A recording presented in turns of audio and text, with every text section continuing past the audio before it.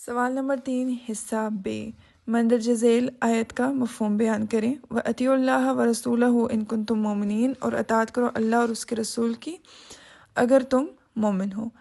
مفہوم یہ ہے کہ مومن ہونے کا تقاضا ہے کہ آپ اللہ اور اس کے رسول کی اطاعت کریں، یعنی نہ صرف ان کے حکم کو مانیں بلکہ اس پر عمل بھی کریں۔ اس کے مفہوم میں ہم ایک حدیث کا حوالہ اور ایک آیت کا حوالہ لکھیں گے۔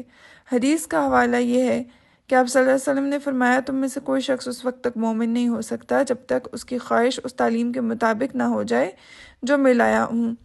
اور آیت کا جو حوالہ ہم لکھیں گے وہ سورہ الحجرات سے ہے، جس میں اللہ تعالیٰ کہتے ہیں اللہ اور اس کے رسول سے آگے نہ بڑھو اور اللہ سے ڈرتے رہو، یعنی وہ احکام پورے کرو جو اللہ تعالیٰ نے جن کا حکم دیا ہے۔